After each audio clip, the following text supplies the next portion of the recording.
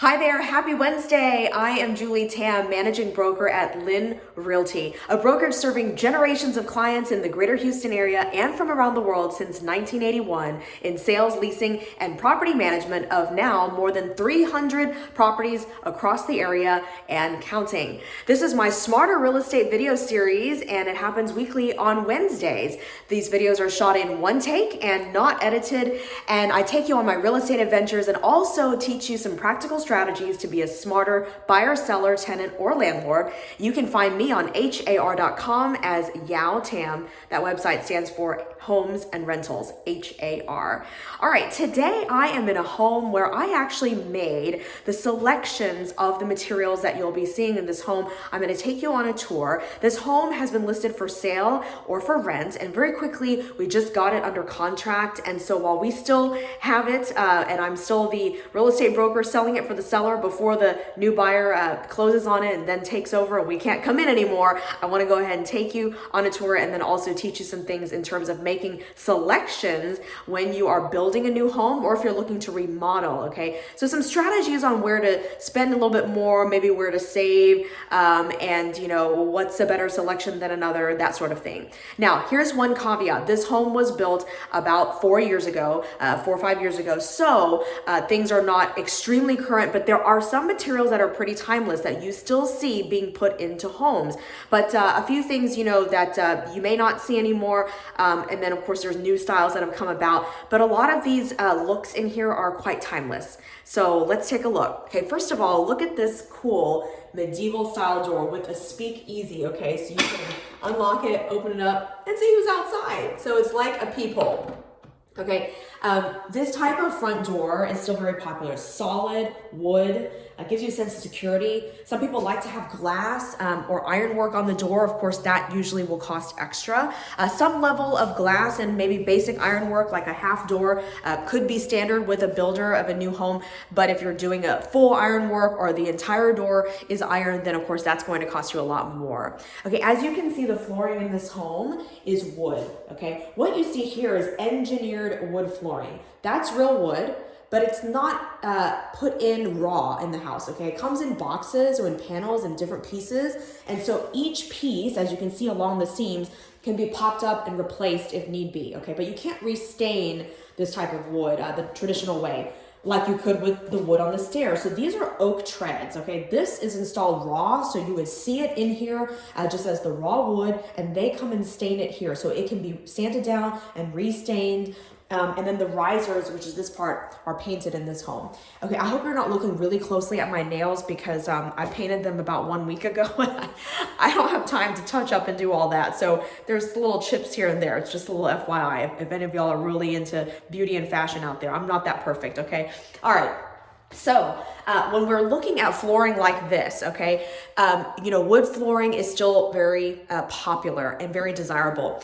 But when we look at a bedroom, a secondary bedroom is a place where you might want to save some money and just install carpet.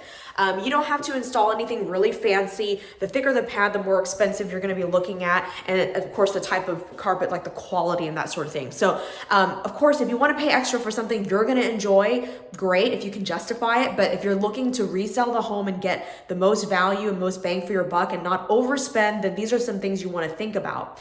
All right, so same thing with these risers, okay? You've probably seen in some homes where the risers are actually the wood as well, or even tile. They do some fancy mosaic tiles or larger piece tiles, and those are going to cost more. And sometimes there are on the steps, instead of doing wood, people who choose to do carpet instead, or perhaps carpet in the center and then wood along the edges. Okay, so those are some options where you can save money instead of doing the solid wood all the way up.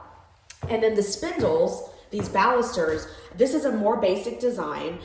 The more different spindles you choose, some builders will charge you extra just because of the hassle, but they really don't necessarily cost more. But if you do a really fancy iron design where it's, extremely ornate, that's going to cost more because those are done here on site instead of factory made like these spindles where they can just bring them in a big box and just, stick them in there, okay? Coming upstairs to the living areas. And so one thing, of course, that we want to think about is window coverings, like these blinds. So some people have the builder go ahead and install window coverings in the home, if the builder offers that as an option to install, vertical blinds, for example, on the balcony door, and then you've got the faux wood horizontal blinds on some of the other windows.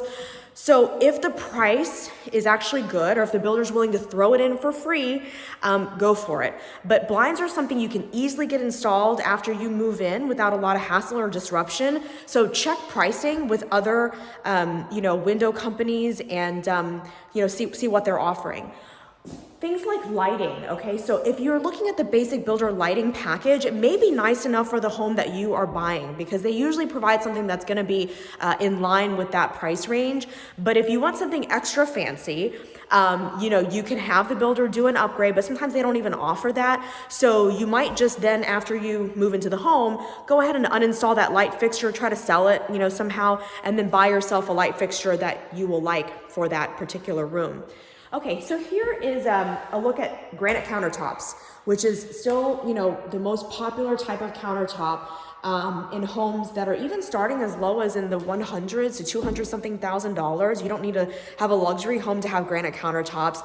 I would say definitely don't install anything like Corian or Formica at this point. That's extremely outdated and very cheap.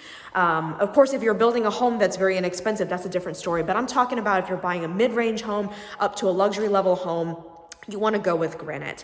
The kitchen is the most important room of the home, because everything really surrounds the kitchen in most families, or single people, or whatever your setup is in your home. Most people, when you're entertaining them, they're going to end up in the kitchen. This is a place where you're going to show this, this is the room you're going to show off most often.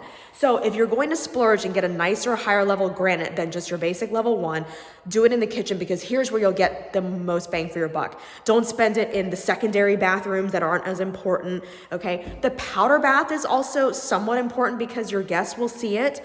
And then of course your master bathroom, because you're using it. All right, so here is a huge island, of course. And so the more countertops we have, there's a lot in this house, the more expensive it's gonna be to put higher level granite, because you just have more material. This purse doesn't come with the home, it's mine. All right, so here's a gas cooktop, which is still very desirable. People also like to have the vent hood venting upward to the outside if possible, especially if you're cooking a lot with, grease and smoke and that sort of thing. And so one of those downdraft type vents is not as desirable. There are buyers that I have seen who don't like to have the cooktop in the island, for instance, because then typically it's a downdraft situation, and they just like the updraft. All right. Your backsplash in the kitchen is another area where if you wanted to spend a little bit more, this is a good place to do it, because again, it is really a focal point of the home. You can save on some of the other bathrooms, okay? So tiles like this very thin mosaic tile that comes in sheets can tend to be a little bit more expensive than, say, a basic subway tile. But also depends on what type of material the tile is. If it's just like your shiny basic white subway tile, that's going to be less expensive. If you're getting into porcelain or travertine, then that costs more. A piece of advice when you're selecting granite for your countertops, okay? So you want to make sure that it's sealed. If the builder seals it, or it comes factory sealed, so that way it's not going to stain as easily. You don't want to go with marble in the kitchen, because then you're going to be stressed out whenever you spill something that might stain. It's porous, okay? It's a much more porous material than granite. Harder to maintain, so you get that spaghetti sauce or red wine on there, and you got to wipe it up so fast. And so if you don't pay attention and it stains, that really is costly. So let's not go for that. Okay, talking about the kitchen, we have the sink. This is a really important part of the kitchen, because we're standing there washing dishes, okay, and washing vegetables. So the types of sink options. So this is a 50-50 sink. So it's just divided straight in half, really deep, got a nice amount of space. Some people prefer the 40-60, so where one side is slightly smaller than the other, so that way they can maybe put dirty dishes on one side and wash with the other. But some people don't even want this middle divider and just want one big open sink. It could be like a farmhouse style sink. You can have a sink that juts out a little bit here. So it's whatever your preference is. I personally like just having one big sink because that way you don't have the constriction of like, I've got this big pot handle that's now hitting the middle and that sort of thing. So if it's within your budget, you know, that's a great one to go for. Same thing with the faucet. There's different options that have sprayers, and of course you have different colors when it comes to fixtures, your plumbing fixtures and also your lighting fixtures and hardware package for like doorknobs and locks. But keep in mind, you don't want to have usually more than just a couple of different fixture colors, okay? So in this home, we have this oil rubbed bronze for the lighting fixtures, and then the brushed or satin nickel, it's called different things depending on what brand, for the hardware, or excuse me, for the plumbing fixtures. And that's okay, that's just two different colors, but if you start getting into like three or more, then the room is gonna look busy. It's okay also to have different color plumbing fixtures in the kitchen versus a bathroom, for example, because they're not in the same space, so you're not having to match. Okay. Something else you want to think about is cabinets. Okay. So 42-inch high cabinets, if they don't come in standard at whatever particular builder you're going with, that's a good thing to have. People like to have taller cabinets. It looks better. It gives you more storage space. And then you want to select a color that's more timeless and that appeals to most people, whether it's a stained wood like this or a painted cabinet. People still like white. White and bright kitchens are still popular, and also gray tones. And some people say the gray tones are kind of going out. You know, there's always going to be people who like that because there's a serenity about it. So, you know, ultimately you have to like it too. You can't just think about resale. It has to also be, you know, something that you want to live with. Okay, so stainless steel appliances do come standard for some homes, but some builders still put in black or give you the option for white appliances. Of course, if you're going into the really luxury, ultra high end, then you have a host of other options, you know, like the matte black, etc., and like really high-tech appliances. But on a basic level, you know, if you get a nice fridge with your ice maker built in, you know, side by side, or maybe like a French door with a bottom drawer, freezer pull out, that's good. And then, you know, usually your appliances, if they're built in, that's a nicer thing that usually costs more. All right. So you don't want to skimp too much on appliances where it starts to look bad. You know, the kitchen is a place where you can, you know, let your upgrades, spend a little bit more on upgrades is what I'm trying to say. All right, so I'm going to take you up to the third floor where there's the master bedroom. So downstairs we had one bedroom and an ensuite bath, which is a private bath for that bedroom. And anyway, upstairs we've got two more, which is the master suite and also a secondary bedroom and bath. Every room in this house has its own private bedroom and bath. Okay, let's talk about some of these secondary appliances. So some builders you can negotiate to have them throw in a washer, dryer, and refrigerator. They may do that. If they're trying to sell it to you, again, you want to just compare their price to where else you might buy it, whether it's, you know, your a local appliance store, the hardware store, online, okay? Or even if you want to bring your current appliances to the new home, if they fit in size-wise and the color and the look, and, you know, and it's the same kind of level of quality that you're wanting for your new home, all right? So let's take a look at this bathroom and the tile work here. So usually when you have some sort of accent, that could cost extra unless the builder gives you one basic accent. Like you have to pick one tile and then you can add one accent. But sometimes they don't want to give you that. They just tell you you need to pick just one tile for the entire tub, shower, surround, and that's all you get. Okay, so this is a pretty nice shower head. It's big, it's got that rainfall going on. A lot of builders don't give this to you standard. They give you a little shower head that is about literally like a sixth of the size of this one, you know, in diameter. So if you want a nice, big, you know, full a waterfall feel when you're taking a shower, then maybe you want at least the master bath to have the bigger shower head if that's an option, and then give the secondary baths the smaller shower head, like if you have kids or guests staying over, okay? All right, high ceilings are a great thing. Sometimes it's an upgrade if it doesn't come standard, okay?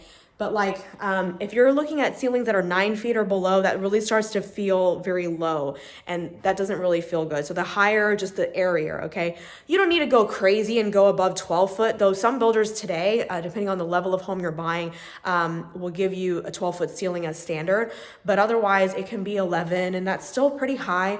10 is about, it feels high, not extremely high. So just to kind of give you a range of ideas there. Okay, so this is the master bath of this home, and I want to take a look at the shower. So on the floor, you see this beautiful detailed mosaic tile, and it's kind of an abstract pattern. It's not just like brick, pattern or, just perfectly straight. It's, kind of curvy, and it looks like what you would find, say, in like a cobblestone, square in some European courtyard. So that's really beautiful. And then it coordinates with the accent tile here. This tile has been used for a number of years now and is pretty timeless because it looks like marble, but it's porcelain tile, which is a nice tile. It's nicer than ceramic tile, but it's not as expensive as marble, but still has that look. And so this one coming in the matte finish. There's also one that's a glossy finish.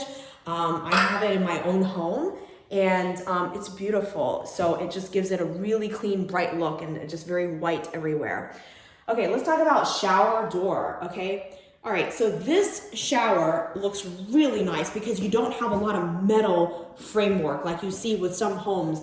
So those are framed showers. Now, this is not an entirely frameless shower because up at the top, you do see a frame there. It's not too egregious though. So if you want to save a little money and not go completely frameless, just have the frame at the top, and that's that. It could cost maybe $1,000 more to go from framed to frameless with certain suppliers and contractors, or it could cost a lot more than that. If it's $1,000 and you're buying a home that's costing at least $200,000 or more, I'd say spend the money for frameless because that makes a big statement, and it really does look so much better, and it's so much cleaner looking in the master bathroom because you don't see a bunch of metal. I mean, doesn't that look really nice? It's very serene. So that's what we're trying to go for, okay?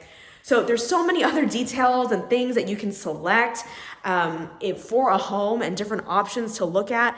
Like, for example, the door. So I'm not going to get into all of them, okay? But let me just finish off with a couple of final things. When you're talking about doors and how many panels they have, okay, this is a 2-panel door. They're found in more luxury homes. I had buyers that I helped purchase a brand new home from a builder, and they had no idea there were nuances like that. They were about to pick a 6-panel door, and I said, hey, unless you're in love with a 6-panel door, if you're okay with a 2-panel door and you really like that too, I would recommend going with 2-panel just because it has more value. People are used to seeing that in higher end homes. Less expensive homes have 6-panel doors. So we don't want to do that because the 2 doors cost the same. They were both in budget with the builder. So I'm like, well, why not pick the door that looks more expensive? Same goes with tile. I know what looks expensive.